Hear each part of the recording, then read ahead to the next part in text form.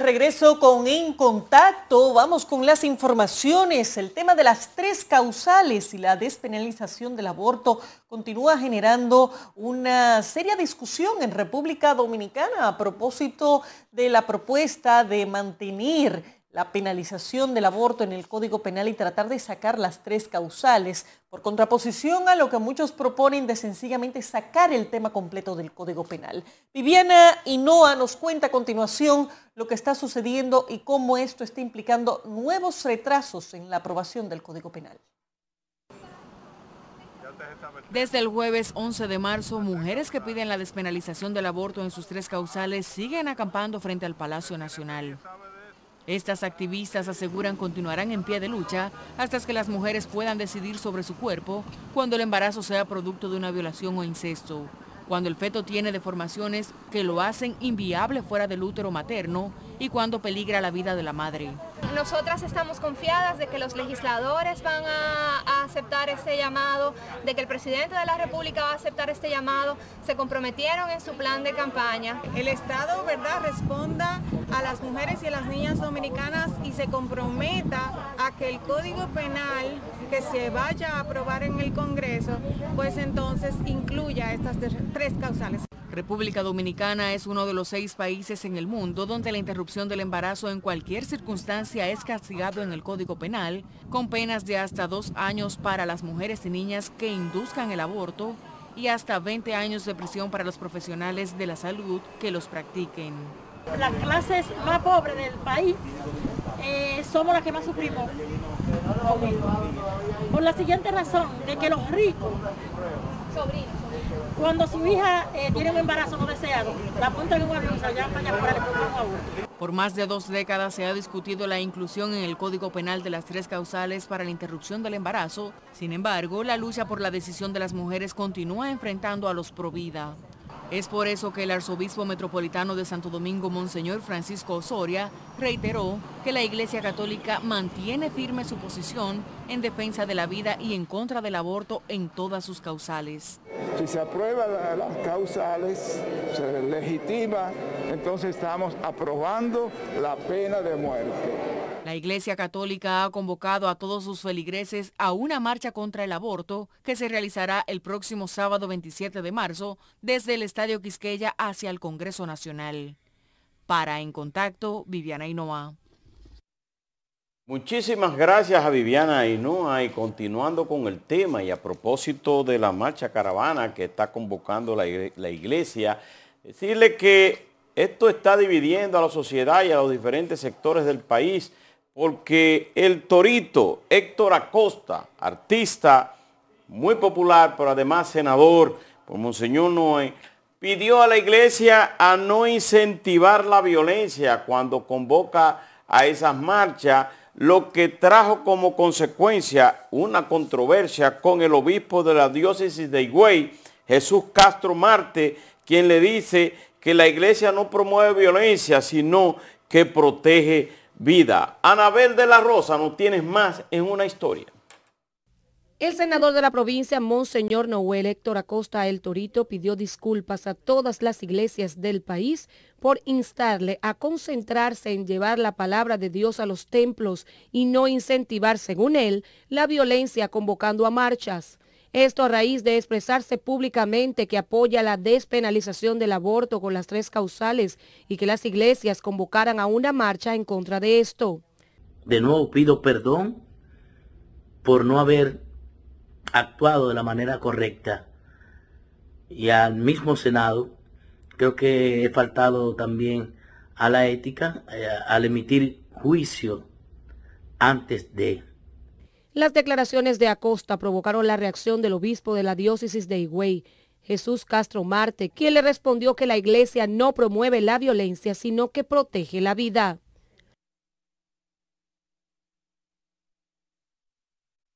Bueno, un tema que sin dudas va a continuar en medio de toda esta controversia. Pero pasando a otras informaciones, el movimiento alternativo Ojo Pelao hizo un llamado al presidente Luis Abinader de que cumpla su promesa de darles empleos a los integrantes de este movimiento. Viviana Hinoa nos cuenta.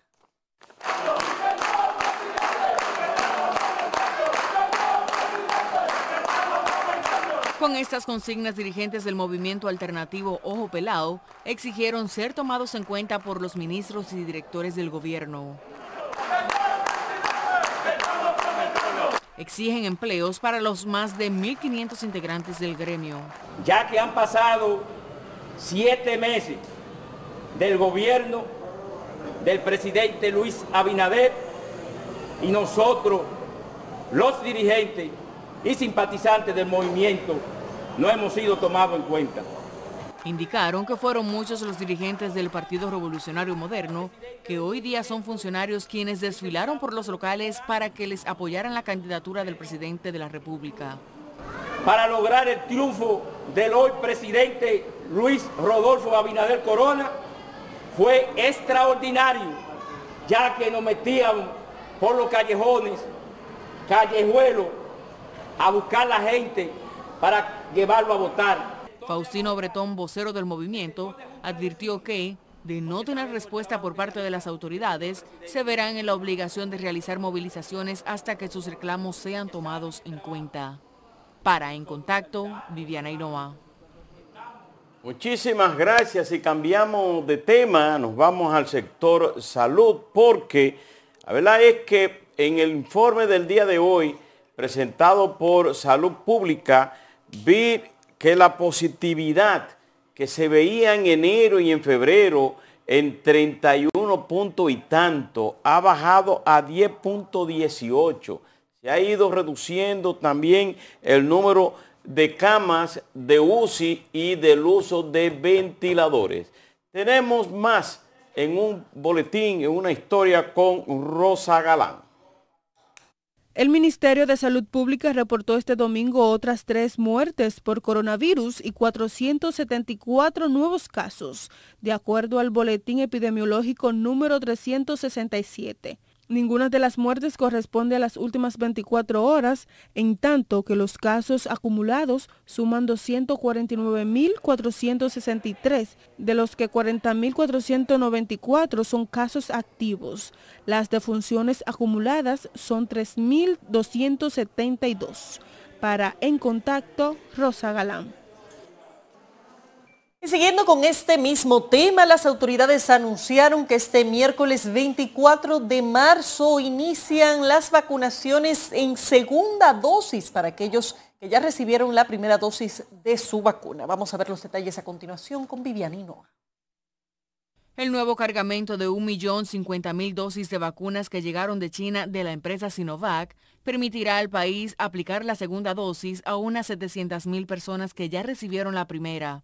Y el resto será utilizado para continuar con la aplicación de la primera dosis al personal que aún falta por vacunar dentro del esquema del plan de la primera fase nacional de vacunación. De acuerdo con informaciones que han ofrecido las autoridades gubernamentales, la aplicación de la segunda dosis de vacuna se iniciará a partir de este miércoles 24, con el personal de salud y docente que fueron los primeros en ser inoculados con la primera dosis de vacuna, así como con los mayores de 70 años, que fueron quienes continuaron en la lista de prioridades. Para En Contacto, Viviana Hinoa. Bueno, muchísimas gracias a Viviana Hinoa. También las autoridades, con la presencia de las principales autoridades de salud pública en la provincia de Sánchez Ramírez, en la asamblea, el proceso de vacunación de los miembros de la Policía Nacional se hizo en esa demarcación. También tenemos la historia con Anabel de la Rosa. Con la presencia de las principales autoridades de salud de la provincia, Sánchez Ramírez inició el proceso de vacunación de los miembros de la Policía Nacional de esa demarcación. El coronel José Francisco de la Cruz Mercedes, comandante policial de Cotuí, fue el primer uniformado de esa dotación en recibir la vacuna Sinopharm y quien tras ser inoculado envió un mensaje a cada hombre bajo su mando a vacunarse. A nosotros preservar la salud, ya que vivamos a tiempo completo bregando con gente. Según nuestro corresponsal en la zona, Raúl Moreno Cárdenas, entre los ya vacunados con la primera dosis están incluidos los docentes de la provincia, a quienes ya en esta parte se ha vacunado el 98%, ya que se ha priorizado la aplicación de la vacuna por el inicio de clases presenciales el próximo 6 de abril, tal y como han establecido las autoridades del Ministerio de Educación.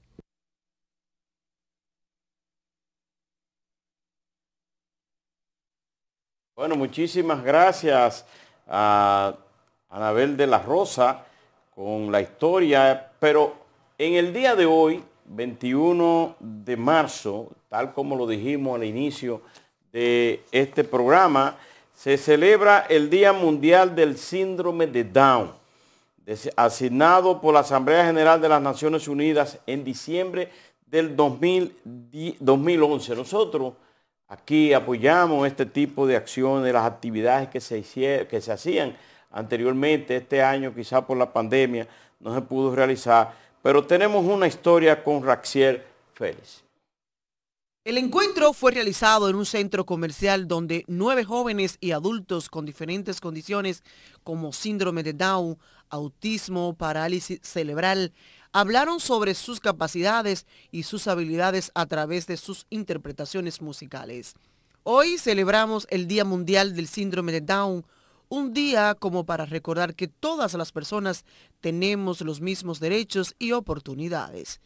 El síndrome de Down es un trastorno genético que causa la presencia de una copia extra del cromosoma 21 en vez de los 2 habituales.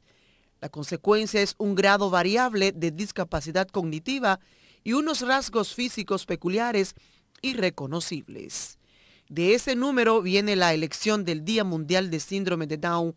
La fecha 21 de marzo es un símbolo que hace referencia a la triplicación, trimosomía del cromosoma 21, que se traduce en condición genética del síndrome de Down. Este año, Naciones Unidas ha reconocido esta fecha de manera oficial en su calendario.